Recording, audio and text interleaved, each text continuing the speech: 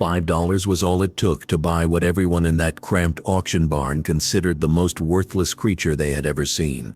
But the real price would be measured in something far more valuable than money. The laughter that exploded through the weathered wooden structure that October afternoon was the kind that came from deep-seated cruelty. The sound people make when they believe they are witnessing pure foolishness, dressed up as compassion.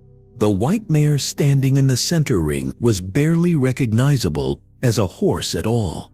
Her ribs jutted through skin so thin it seemed translucent, each bone casting sharp shadows that told the story of months, perhaps years, of neglect. Her coat, once probably gleaming like fresh snow, now hung in matted clumps the color of old newspaper, and her mane was so tangled it looked more like abandoned rope than hair. But it was her eyes that truly broke the heart, those dark pools of emptiness that no longer held even the faintest spark of life or hope.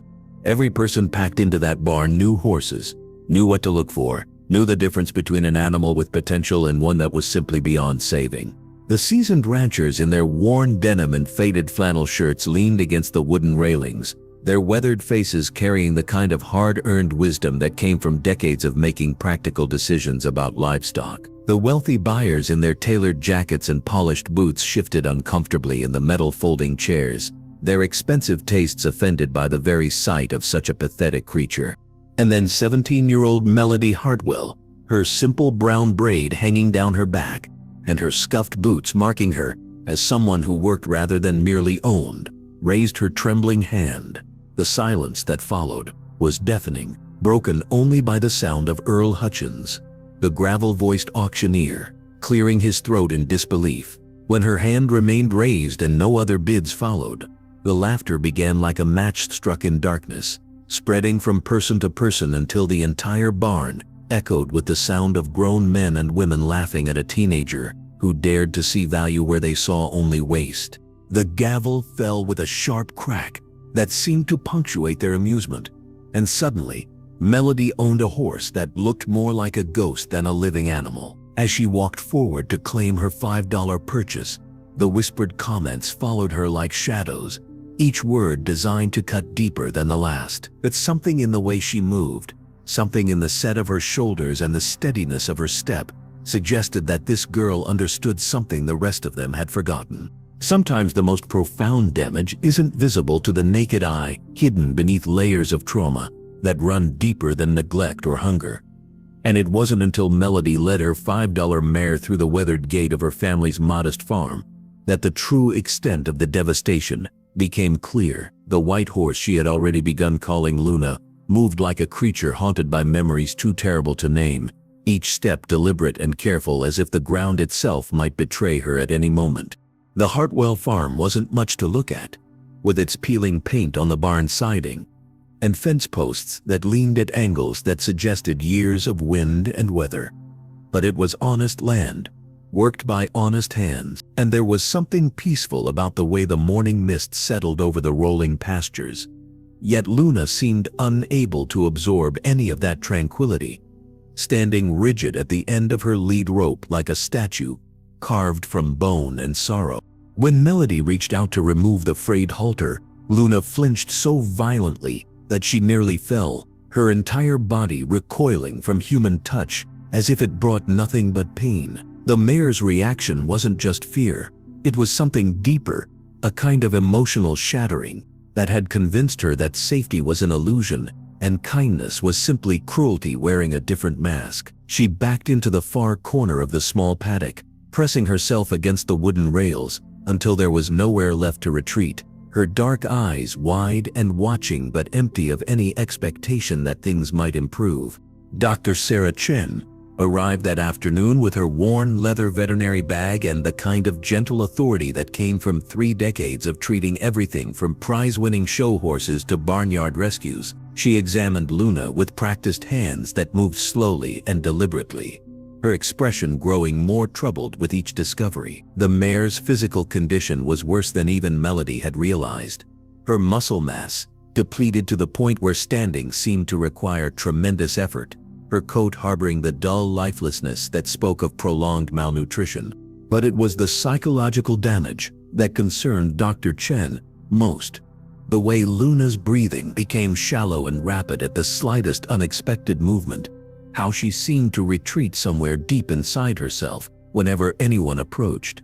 The veterinarian had seen horses recover from injuries and illness, had watched animals rebuild their strength and their bodies, but she had also seen creatures so broken by trauma that they never found their way back to trust.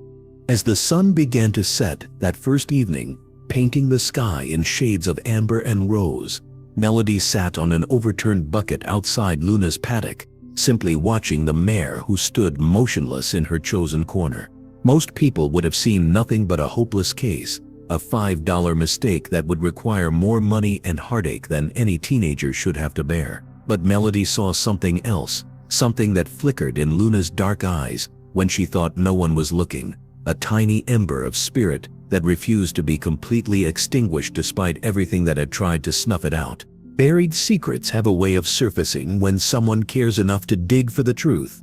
And it was through whispered conversations in feed stores and careful questions asked of weathered horsemen that Melody began to piece together the tragic puzzle of Luna's past. The white mare's story wasn't just one of neglect, but of a fall from grace so complete that it seemed almost impossible to believe the skeletal creature standing in her paddock had once been something magnificent. The first clue came from old Pete Garrison, a retired farrier whose gnarled hands had shod more champions than most people had ever seen. He paused mid-sentence while trimming another horse's hooves, his eyes narrowing as he studied Luna from across the barn aisle. The white marking on her face, the particular way she held her head even in defeat. Something about her triggered a memory that made him set down his tools and approach the fence with the slow reverence of someone recognizing a ghost. Pete's voice carried the weight of disbelief as he spoke of Silver Dawn, a show-jumping sensation who had dominated the competitive circuit 3 years ago. With a grace and power that left audiences breathless, the mare had been the crown jewel of Oakwood stables, the kind of horse that appeared on magazine covers and commanded six-figure price tags, her white coat gleaming under arena lights as she soared over jumps that would have intimidated lesser animals.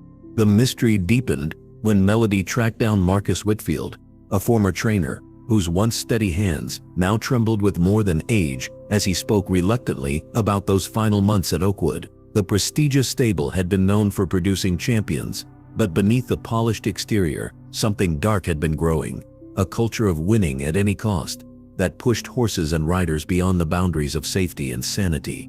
Marcus spoke in fragments, his words coming slow and heavy, like each one carried its own burden of guilt. Silver Dawn had been special, more than just athletic ability. She had possessed an intelligence and spirit that made her partnership with her rider feel almost telepathic. But that same sensitivity that made her extraordinary also made her vulnerable to the increasingly harsh training methods that the stable's head trainer had begun implementing. The breaking point had come during what should have been a routine training session, when something inside Silver Dawn finally snapped under the pressure of methods that relied on fear rather than trust. The details remained murky, shrouded in the kind of deliberate silence that only money and reputation could buy. But the outcome was clear. One day Silver Dawn was the stable's pride and joy, and the next she had vanished from the competitive world as if she had never existed.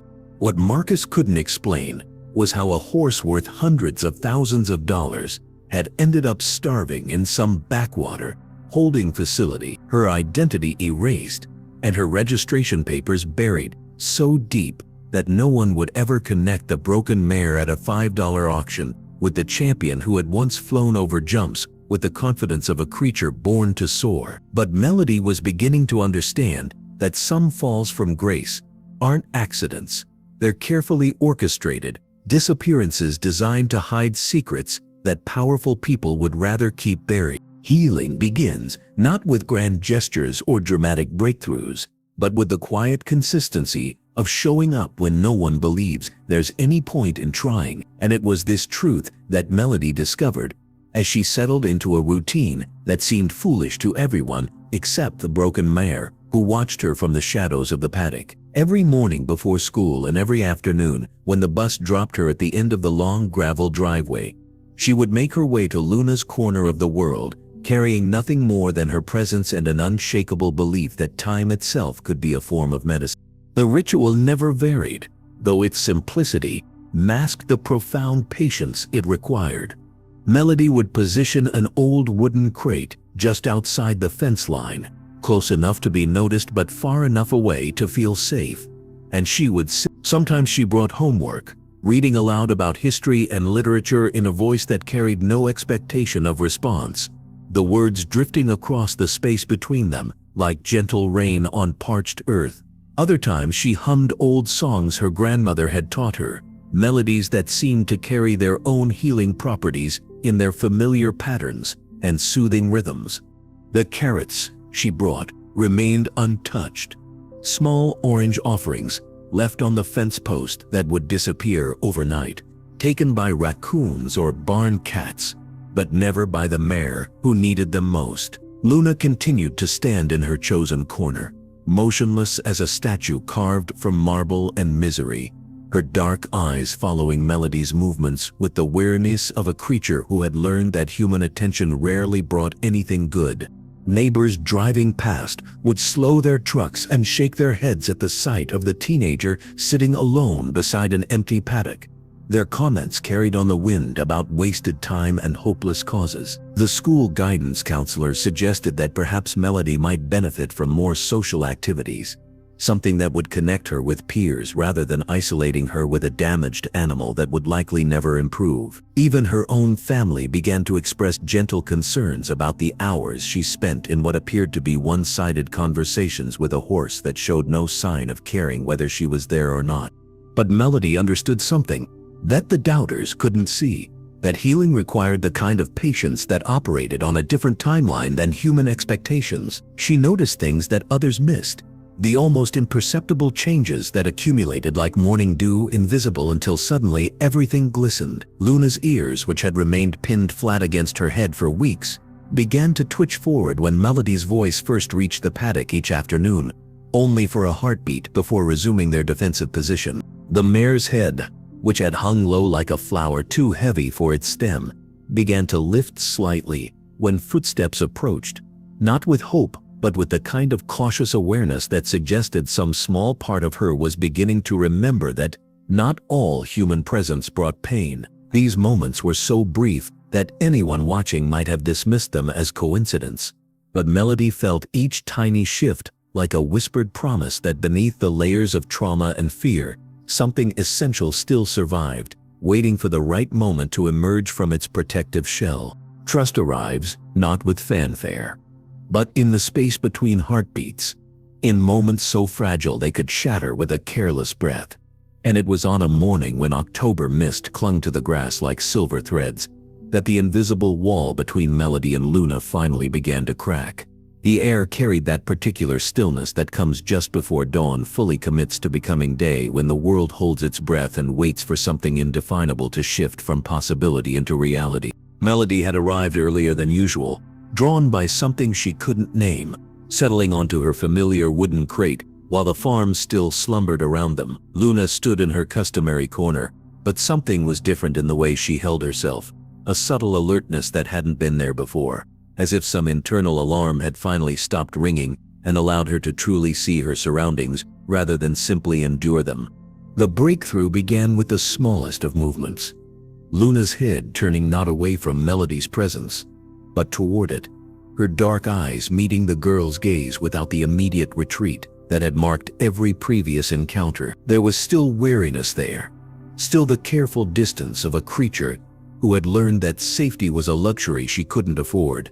But beneath it flickered something that had been absent for so long, Melody almost didn't recognize it as curiosity. Minutes passed in silence, each second stretched thin with anticipation, before Luna took her first tentative step, not backward into her protective corner, but forward toward the fence line, where Melody sat motionless, hardly daring to breathe. The mare's movement was deliberate but uncertain, like someone testing ice that might not hold their weight, each hoof placement a careful negotiation between desire and fear.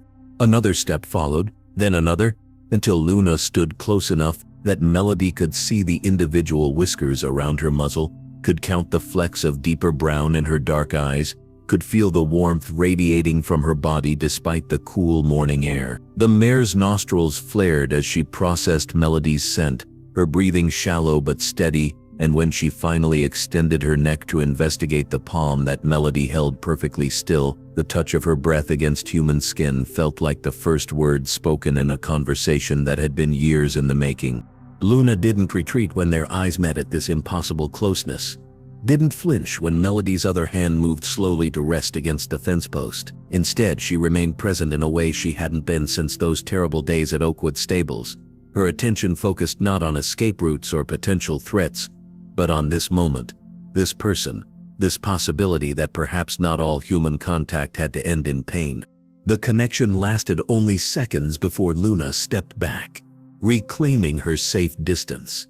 But the foundation had been laid. Trust, like all the most valuable things in life, couldn't be rushed or forced, but had to be offered freely and accepted with the kind of patience that understood healing operated on its own timeline. Melody remained perfectly still even after Luna returned to her corner, understanding that some bridges are built with such delicate materials that celebrating too early could cause the entire structure to collapse back into the void from which it had emerged. Truth has a way of finding those who aren't looking for it, arriving like an unwelcome storm on what should have been an ordinary afternoon. And it was during Melody's weekly trip to the feed store that the past collided with the present, in the form of a woman whose expensive boots and trembling hands told a story of wealth haunted by conscience. Victoria Blackwood stood frozen beside a display of supplements, her perfectly manicured fingers gripping a bottle of joint medication as if it were an anchor in turbulent waters. Her eyes locked on Luna through the store's dusty window with an expression that held equal parts recognition and horror. The resemblance was unmistakable once you knew what to look for. The elegant bone structure beneath Luna's emaciated frame, the particular way she held her ears even in her diminished state, the distinctive white markings that no amount of neglect could erase. Victoria's composure cracked like fine china, dropped on stone, years of carefully constructed denial crumbling, as she faced the living consequence of choices that had seemed so reasonable at the time, so necessary for protecting the reputation that had meant more to her than the welfare of the creature who had trusted her completely. The truth spilled out in fragments, each revelation more devastating than the last, painting a picture of systematic destruction disguised as professional training. Luna hadn't simply been pushed too hard or trained with outdated methods. She had been deliberately broken by a man who believed that fear was the most reliable foundation for obedience. The trainer's techniques relied on psychological warfare, using isolation, inconsistent punishment, and calculated cruelty to shatter Luna's spirit until compliance became her only survival strategy. Victoria's voice carried the weight of someone who had watched evil unfold and convinced herself it was necessary progress, who had ignored the warning signs because acknowledging them would have required action that might have cost money and reputation. She spoke of watching Luna's light fade day by day, of seeing the mare's natural joy replaced with hollow-eyed submission, of telling herself that champions were forged through adversity, while knowing deep down that what she witnessed had nothing to do with training and everything to do with abuse. The breaking point had come when Luna's spirit finally rebelled against the systematic torture, her natural fight-or-flight instincts overriding months of conditioning in a moment of desperate self-defense that left the trainer injured and Luna branded as dangerous. Rather than investigating what had driven a previously gentle mare to violence, rather than questioning methods that could transform a willing partner into a desperate opponent, the decision was made to erase the problem entirely. Victoria's shame burned in every word as she described the cover-up, how Luna's papers were buried, her registration altered, her identity methodically erased, until she became just another unnamed horse shuffled through a network of holding facilities and low-end auctions. The mare, who had once been worth hundreds of thousands of dollars, was deliberately transformed into worthless livestock, her value stripped away not by age or injury, but by the need to hide evidence of institutional cruelty. Standing in that feed store, surrounded by the mundane tools of honest animal husbandry, Victoria finally faced the magnitude of her betrayal. She had failed to protect a creature who had given everything for human ambition, had chosen reputation over responsibility, profit over principles. The guilt that had eaten at her for 3 years stood exposed in Luna's skeletal frame, in her hollow eyes, in the very fact that someone's $5 rescue had been necessary to save what Victoria's wealth and status had nearly destroyed. Recovery flows not in dramatic surges, but in whispers of progress that accumulate like morning dew, until suddenly the landscape of possibility has been transformed entirely. And it was through this understanding that Melody began the delicate work of helping Luna remember what her body and spirit had been designed for, before fear became their only language. The knowledge of Luna's past, painful as it was to carry, became a roadmap for healing, showing Melody exactly which walls needed to be dismantled stone by careful stone. The physical restoration began with the gentlest of movements, exercises designed not to build strength, but to rebuild the neural pathways between Luna's mind and muscles that trauma had severed. Melody worked with Dr. Chen to develop a program that honored Luna's history, understanding that every request for movement had to be an invitation rather than a demand, every session an opportunity to prove that human guidance could lead to comfort rather than pain. They started with simple stretches, Melody's hands barely touching Luna's legs as she encouraged the mare to shift her weight, to remember that her body belonged to her and could be moved at her own pace. Luna's initial responses were tentative, her muscles trembling not from weakness but from the unfamiliar sensation of being asked rather than forced, of having her consent sought rather than her compliance demanded. The breakthrough came not in dramatic moments, but in the accumulation of small victories, in the way Luna began to anticipate the gentle pressure of Melody's hands, rather than flinching from it, in how her breathing deepened during their sessions, instead of becoming shallow with anxiety. Her coat, once dull as old parchment, began to show hints of its former luster, as proper nutrition combined with reduced stress to restore the cellular vitality that fear had suppressed. Most remarkably, Luna began to remember how to play. It started with the smallest gestures, a curious investigation of a fallen leaf, a moment of startled delight when a butterfly landed on her nose, the tentative exploration of a ball that Melody had left in her paddock. These moments of spontaneous joy were like glimpses of who Luna had been before the systematic destruction of her spirit, brief windows into a personality that had been buried but never truly destroyed. The emotional healing proved more complex than the physical rehabilitation, requiring Melody to become fluent in the subtle language of equine trauma response. She learned to read the tension in Luna's ears, the set of her shoulders, the quality of her breathing, developing an intuitive understanding of when to push gently forward and when to simply exist in supportive silence. Melody discovered that healing happened not in the dramatic moments, but in the spaces between them, in the way Luna's head would drop slightly when she felt safe, in how her steps gradually lost their careful precision and regained the natural rhythm that had once carried her over jumps with breathtaking grace. The mare who had once moved like a ghost began to walk like a horse again, her stride lengthening with each passing week as confidence replaced caution. By winter's end, Luna had transformed from a skeleton draped in defeat into something approaching the magnificent creature she was meant to be. Her white coat gleaming like fresh snow, her eyes bright with the kind of intelligence that can only flourish when fear no longer consumes all available energy. The healing was far from complete, but the foundation had been rebuilt, stronger than before, because it was constructed from choice rather than submission, from trust earned rather than compliance extracted. Redemption announces itself not with trumpets, but in the collective intake of breath from those who witnessed the impossible made manifest. And it was at the annual county fair on a crystalline September morning that Luna stepped into an arena filled with the very people who had once dismissed her as worthless, her white coat gleaming like polished marble in the early sunlight. Word had traveled through the tight-knit equestrian community like wildfire.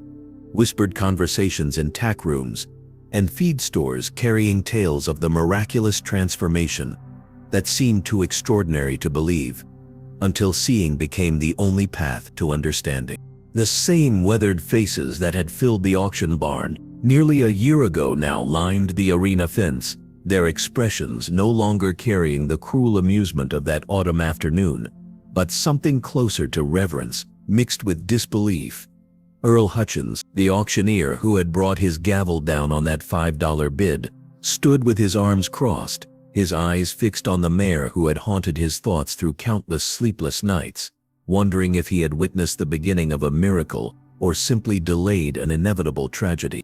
Melody felt the weight of their collective gaze as she led Luna through the warm-up area.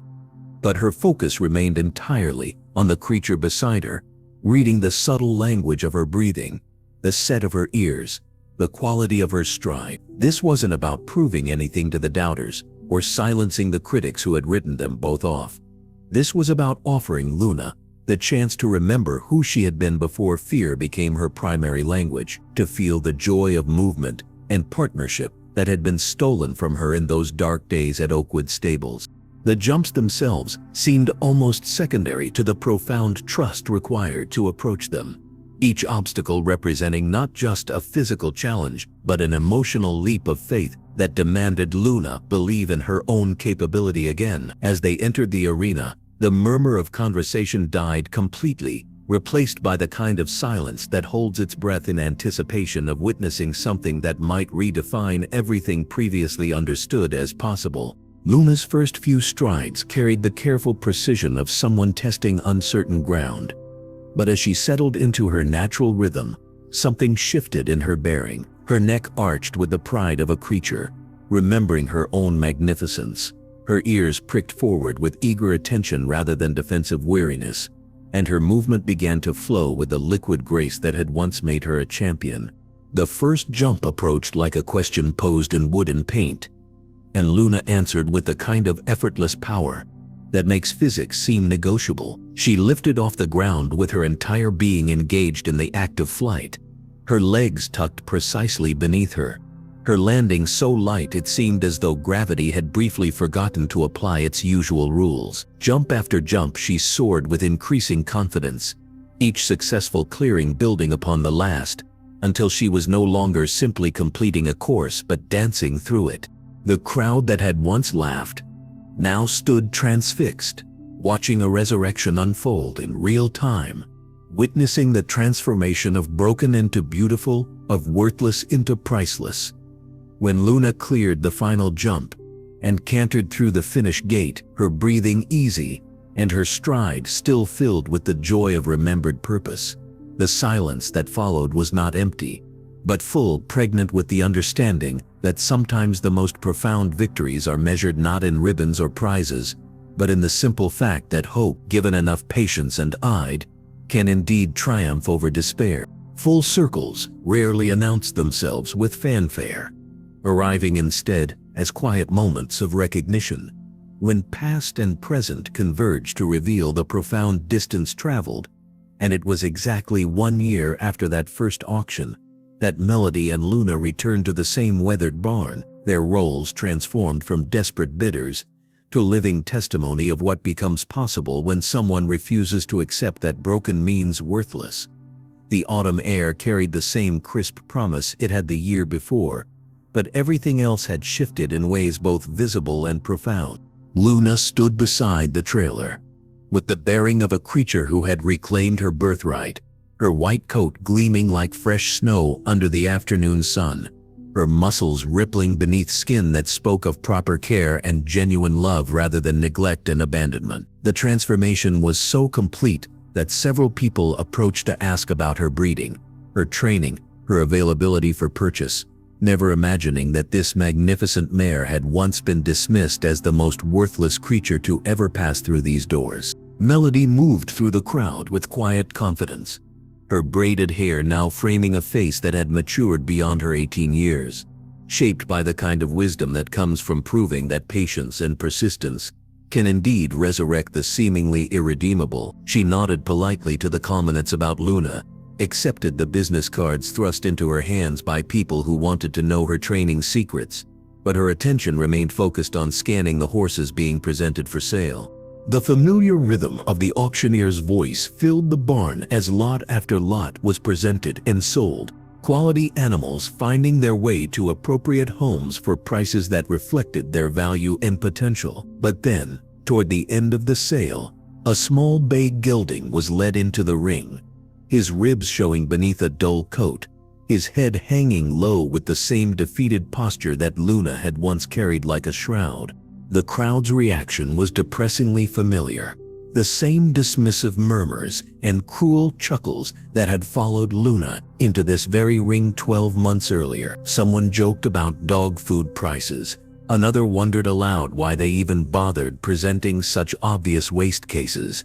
And Melody felt the old anger rise in her chest before settling into something more powerful, more purposeful. Without hesitation, she raised her hand when the bidding opened, her voice clear and steady as she claimed the broken gelding for $15, ignoring the familiar laughter that rippled through the crowd. But this time, the laughter died quickly as people recognized her, as they remembered the $5 mare who now stood outside like a queen surveying her domain. Luna seemed to understand the significance of the moment. Her ears pricked forward as Melody led the new rescue toward the trailer, her presence both regal and reassuring as she welcomed another broken soul into their expanding circle of redemption. The cycle had come full circle, but it was also just beginning, each rescue creating the possibility for another, each transformed life becoming proof that worth isn't determined by appearance or circumstance, but by the willingness of someone to see potential where others see only problems. As they loaded the new gelding into the trailer beside Luna, Melody understood that this was her calling, her purpose, her way of ensuring that no creature would be dismissed as worthless on her watch. The girl who had once trembled while bidding on a $5 horse had become a woman who could change lives with the same quiet determination that had saved Luna. Thank you for watching this incredible story of transformation and second chances. If you believe in the power of patience, love, and never giving up on those who need us most, please hit that like button and subscribe for more inspiring stories like this one. I'll see you in the next video.